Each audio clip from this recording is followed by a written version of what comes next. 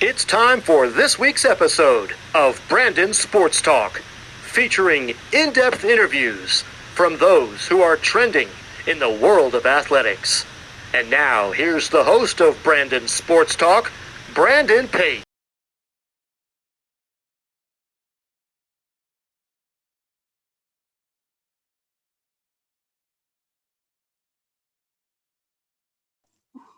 Welcome back to Brandon Sports Talk. In today's episode, I have the privilege to interview Pete Rogers, who is the Nashville Predators equipment manager. How are you doing today?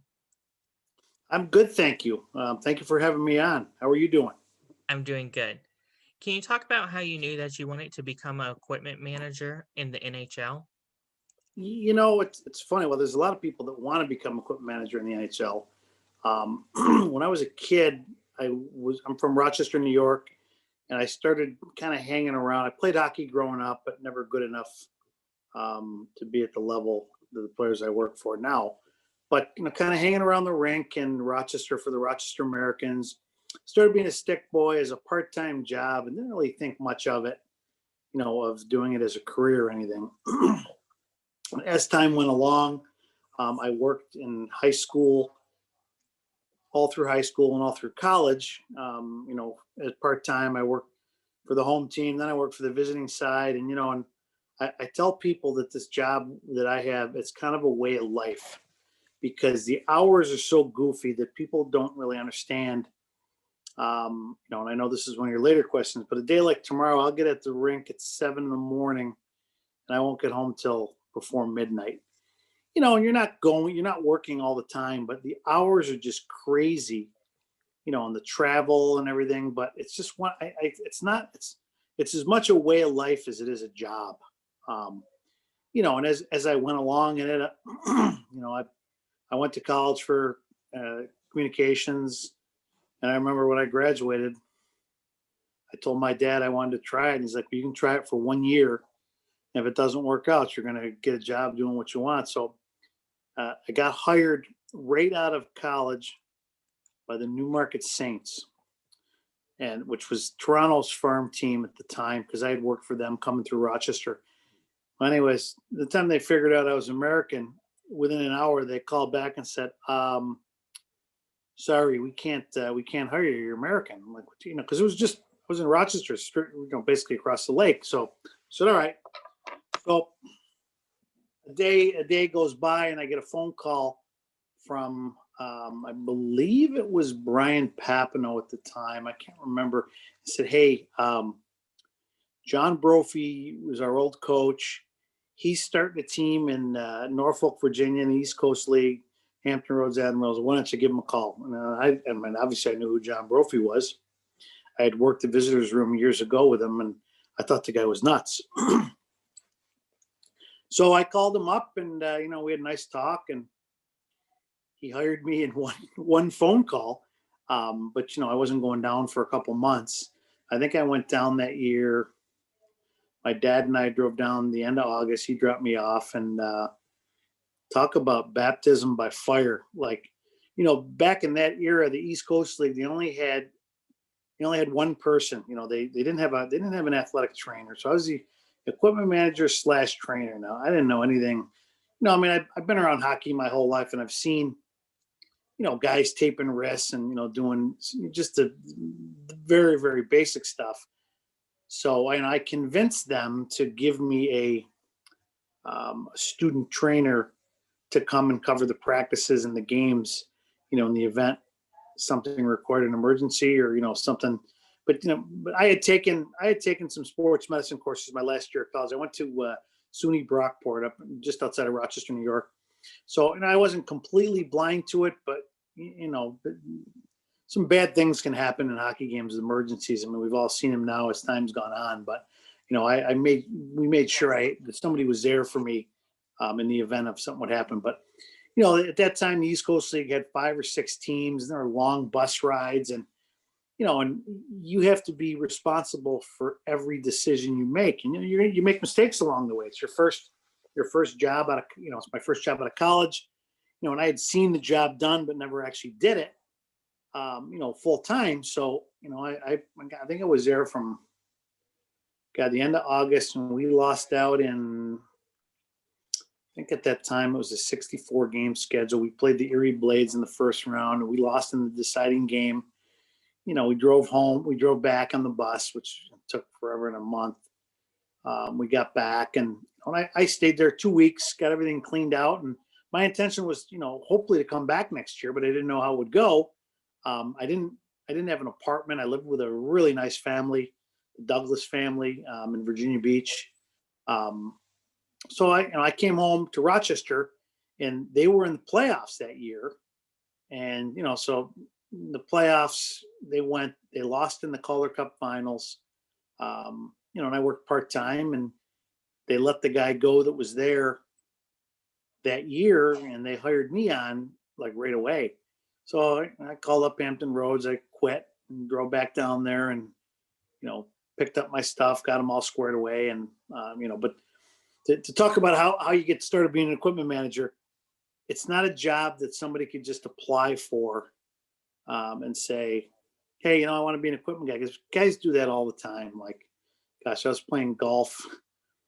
You lose all track of time with what's going on in the world. But playing golf in Chicago, and this kid, he's a 4 caddy for us. So, a couple holes, he finds out what I do. And, he's going to college. He goes, man, I want to be an equipment manager. That's a pretty cool job. How do I get an equipment manager job in the NHL? And I look at him. You think it's that easy? You just walk right into this and someone's going to hire you with no experience? And the kid kind of got offended. I'm like, buddy, I'm just telling you, number one, there's only 30. Well, now there's 32 teams. And guys that are in these jobs, they've worked in the minor leagues or the collegiate level or junior hockey, so it's almost like you're training, to see if this is a job you want to do. Because, again, it's a job that, there's lots of hours in it. There's no easy way to put it. And lots of people can't handle that. But, I love the game. I always joke, I stand on the bench and watch the best game in the world every night right in front of me and see the best players. Like, we just played Tampa Bay the last couple games, and I will tell you, they are a pretty good hockey team. I can see why they won the Stanley Cup, because they've beat us pretty good 4 games here in the past 2 weeks. But they've pretty much got their same team back, and they're humming along pretty good. Hopefully, we can get to that point by the time the end of the season comes and kind of challenge them for it. That's an amazing career that you've had. Can you talk about, of course, what the day-to-day is like as an equipment manager? Like today, I'll give you a game day and a non-game day. Today, this is such a weird year. We have like 29 players. We have, our normal 20 to play, and then there's 7 guys on a taxi squad. So today we have a couple guys banged up. So the guys that didn't play last night as well as the taxi squad, they came in and played. So I got to the rink today at 9, and the guys skated at noon. And in that time, like I spend my days worrying about the next day. So for example, our road game on Monday, we go to Dallas. We're wearing our reverse retro jerseys. So it's the beginning of a 6-game road trip, and we're trying to plan on how to pack all these extra helmets and extra jerseys and extra socks to facilitate this 1-game request, because we'll wear our reverse retro jerseys and Dallas will wear those. And then the second game of that set, we go back to our normal white. So I spent an hour planning on that. You're basically putting out fires and getting ready for the next game. For example, like, I'm still putting together. We just came off the road last week, which was a 4-game trip down to Tampa and Florida. So I'm still working on paperwork and bills from that, rental cars. And, at this point, guys come in. Typically early in the morning after a game, we would be sharpening skates from the game last night, but we kind of, myself and my coworker Brad Peterson, stayed late and sharpened all the skates, because truly you need to be ready every day for anything that could happen. There's always someone might pull their skate down, a blade might be broke, or plastic. You just have to prepare for that next emergency and whatever that could be. So the guys come in, they go on at noon. They had a meeting, the regular guys that played. So, they came in, guys got sticks ready, and A couple guys we talked about. Sticks coming in, we heated up a pair of skates for a guy. So there's always different things going on. So the guys went on at noon. They didn't skate long, maybe 45 minutes. So basically, because there were so few players, there wasn't a lot of cleanup afterwards. So I wanted to get out of there. It's been pretty tiring lately, and I had to get stupid things like get gas and go to the grocery store, because when you travel the way we do, I try to set up my house for my wife and daughter, and if you saw my dogs jump in here at the beginning, just try to get things set up for them when we're not home. So it's just a lot to manage on a day-to-day basis. So then fast forward to tomorrow. My wife leaves work. My wife's a school teacher. She leaves at 6:30. My daughter leaves at 7:15. So I try to be up and get breakfast for them, get them stuff ready for their day, because I'm gone more than half the time. So when I'm home, I like to kind of help them out as much as I can by walking the dog and doing the stuff around the house. So I'll get to the rink probably 7:45. Guys will start rolling in for 10:30 practice. They'll start rolling in 8:30, 9 o'clock. And, guys come in, they make their sticks up. I'll start continuing to get ready for the road trip that we have. So they'll go on the ice 10:30. After they're done, they skate half hour, 40 minutes. After they're done, we'll go through the locker room. I'll check all their steel to make sure, none of it needs to be sharpened for the game. The next thing I do, we're doing player tracking in jerseys. So I'll put the tags inside the jerseys, put the jerseys out. At that point, it's 1 o'clock, walk down, get a little lunch, come back. If the weather's nice, I'll go walk around 3 o'clock to get a cup of coffee. But because we're gone so much, when we're at home on game days, I stay there and just, get ready for whatever that next day is, wherever we're going. Start packing sticks up, start packing jerseys, whatever.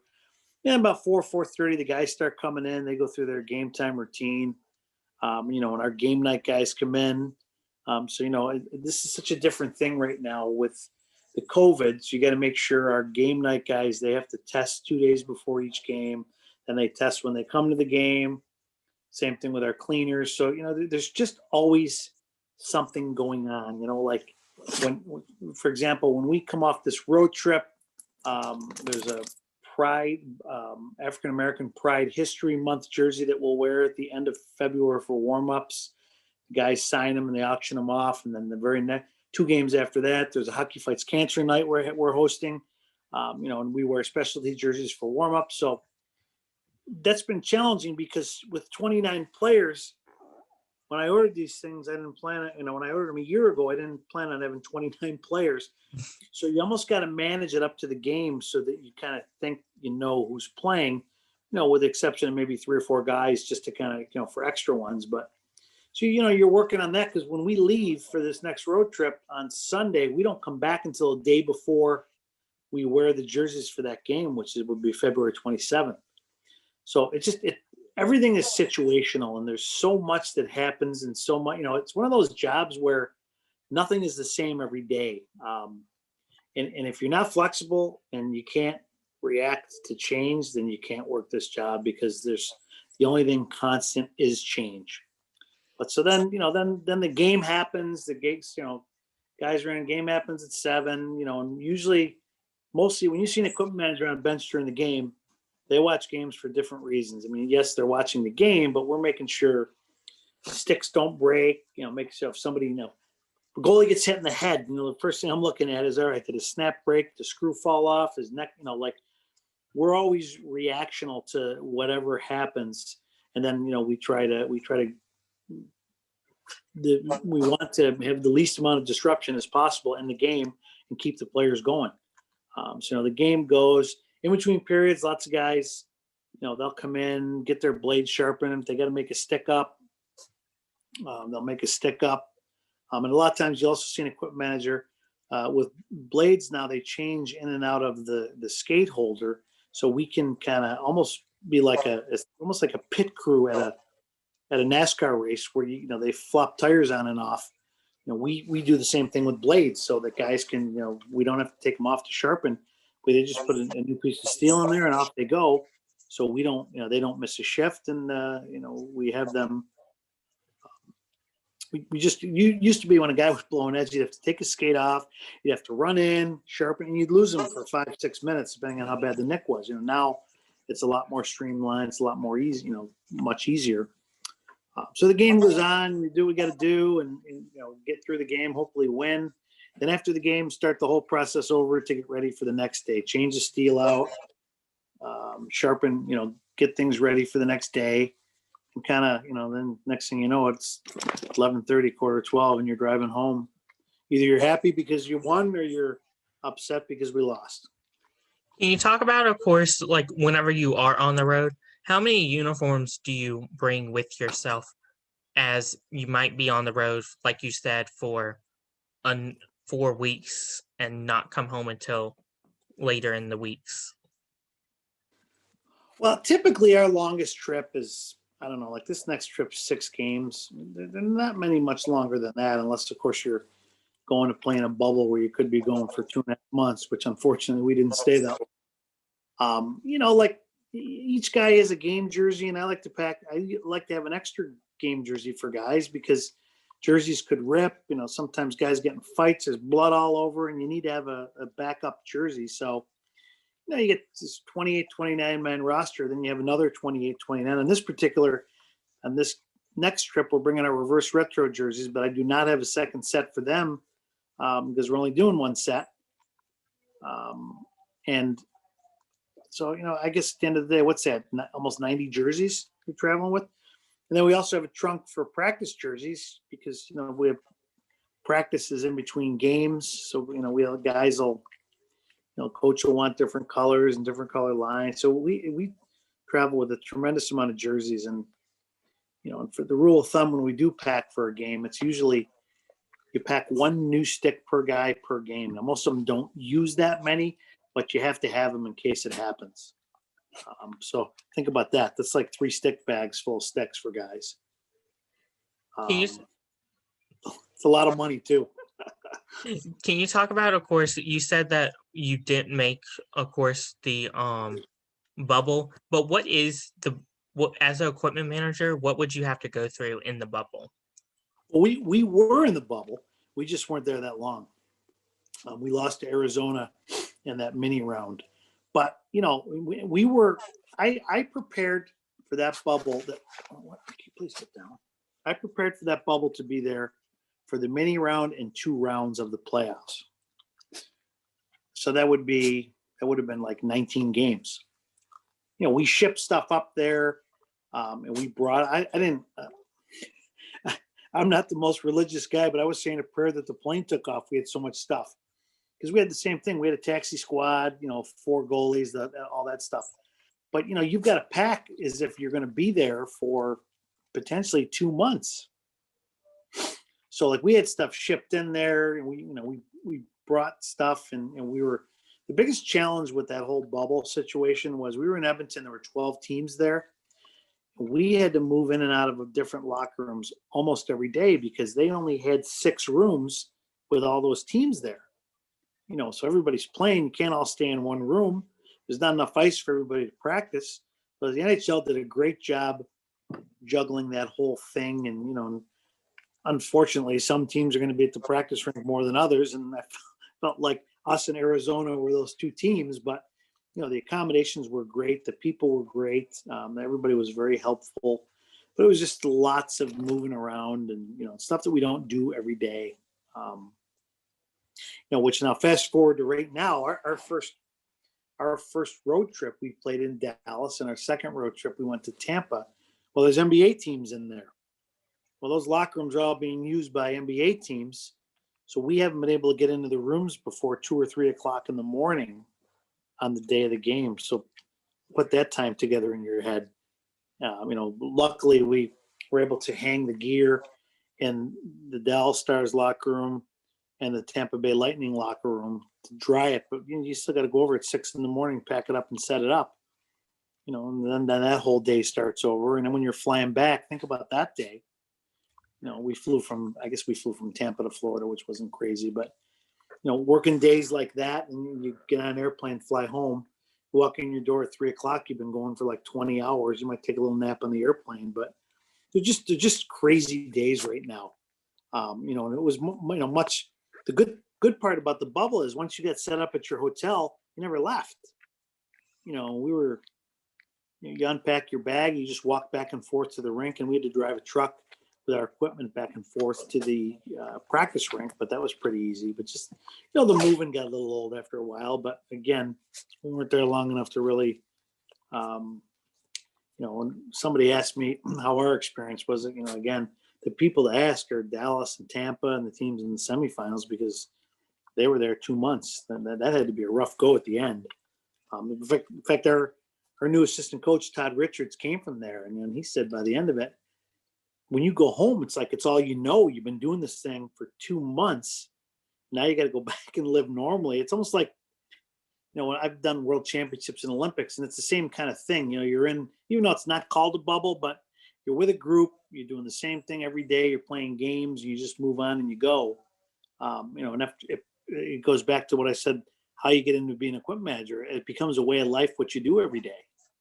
And like I said, it's just a different deal, different job. There's changes every day, if that all makes sense. That's so amazing. What is something that you learned now that you didn't know before you started at Nashville? Patience. The older I've gotten, because people are coming at you every day. Everybody wants something from the equipment manager. From your security to your office people, everybody wants something. And sometimes when you're tired and irritable, somebody asks you for something, you snap back, and you're not. But as I've gotten older, you learn to treat people the way you want to be treated, and that's and that comes with patience. And that was one thing that my first head coach in Nashville, Barry Trotz, taught me. He says, you should treat people the way you want to be treated. And it's so true in walks of life. And Barry was not only he was a great hockey coach, but he was an even better person. I was happy to see he won his 850th game the other night. Seems like a lifetime ago. But, we started out together here, and he hired me in 1998, him and David Poyle. And I'm so glad to see he's done well, after he left here, because he was such a good person. People like that, you wish for the best, because they're the best themselves. And he's so modest, he probably would blush if he ever heard anybody saying that about him. He's just that kind of a person. That's so amazing. What advice would you give upcoming future hockey equipment managers looking to get started? You have to learn the trade. I have this conversation with young people all the time that want to get into the business. Go work in a pro shop and learn how to sharpen skates, learn how to repair, learn how to change blades, and try to get a job helping out with a team or something, like just to see if it's what you want to do, like working in a locker room it's just a different environment. It's not an environment like a 9-to-5 job, just because of the change and the travel, and you're dealing with so many people. But and you you have to put the time in. Like a great example that I'll give you is my former coworker Jeff Camillio was hired as the head equipment manager for the Seattle Kraken maybe 2 months ago, or whatever it was. But when Jeff was a kid, he started working for me in Rochester when he was 13 years old. Almost identical career paths that him and I have. He came down, he hung around, he worked for me all through Rochester. And when I left Rochester to go to Nashville, he wanted to come down to Nashville, and we had a talk. And I said, I really think you need to go and learn this job, learn the trade to make sure it's what you want to do. Because he was young, 18 years old. So subsequently at that time, I got a phone call from Rick Vive, who was he played for us in Rochester and he ended his career in Buffalo. A really good friend of mine. He was coaching in Charleston, and he needed a guy down there. And it was funny, so he called Jeff, they talked, and I think it was him that hired him, and then he left. He went to go coach in the American League. So anyways, he went to Charleston for 3 or 4 years, did a great job, learned the trade. Bridgeport hired him for 3 or 4 years. And then fortunately for me, I had a chance to hire him in 2004, 2005, right after that lockout season. And he worked for me the last 15 years, worked with me the last 15 years. And, he's really, really become a great equipment manager, because he's gone through all the leagues. He knows, he's rode the bus, he flies, he's flown planes. He came up, he did it the right way by, you're not just going to roll out of bed. Very few people get hired to work in the National League and then stay there for a long time without ever having worked hockey before, because you're dealing with the best athletes, best hockey players in the world, and they have expectations of their equipment manager every night. They need to make, for them to do their job and be the best at what they do, they need us making sure they have what they need and their skates are right. And, it may seem almost trivial, but it's the truth. I mean, and if you just walk in there and you don't really know what you're doing, it's unfair to the players, because, they, like I said, they have so much pressure on them and to do well and, make sure that, they're doing what they're hired to do. But that's my would be my advice. Learn the trade, go to lower leagues, and don't ever be afraid to do the things. And the important things that take place in equipment managers there when nobody's looking. When you're putting the time in, you're putting the hours, you're getting stuff ready. There's nobody around looking at you and telling you you're doing a great job. It's just the way it's not the kind of job that is. Like you have to put the time in to get everything ready. Just like you got to put the time in the minor leagues or put the time in, there's lots of, there's so many good young trainers and equipment managers in the NHL right now. And they've all come up, through the minors or through the junior A, OHL, Western League, all those leagues. Those are all good training grounds, not only for players and coaches and officials, but also for trainers and equipment managers. So, there's not really many shortcuts to take. I guess does that all make sense to you? Yes, that's great advice. Where can my listeners find you at on social media along with the Nashville Predators equipment program? I am at Answer. God, I got to look at it. It's been so long. Answer 1966 on Instagram, and then I'm just on Facebook with but I'm not a heavy social media person, so to speak. But I think the last thing I posted was the day the kid I just told you about, Jeff Camillio, left. We just posted a picture of us and our staff wishing him well and saying goodbye to him. I'm on Twitter a little bit, but like I said, this job is so big. I don't know how some of these people that do these jobs have time to post the pictures they do. But because I would never have time to do all that. So look how hard it was for me to carve out some time for you, unfortunately. And I apologize because it took me so long. You're fine. Thank you again, Pete, for your interview, and best of luck with Nashville in this upcoming year of COVID. Thank you. Thank you for having me. You can find Brandon Sports Talk on Facebook at Brandon Sports Talk, Instagram at Brandon Sports Talk, Twitter at @talk_Brandon, and you can find me on YouTube at Brandon Sports Talk. Don't forget to like, comment, and subscribe. Thank you again, Pete, for your interview, and best of luck. Thank you very much. Have a great day. You've been watching Brandon Sports Talk.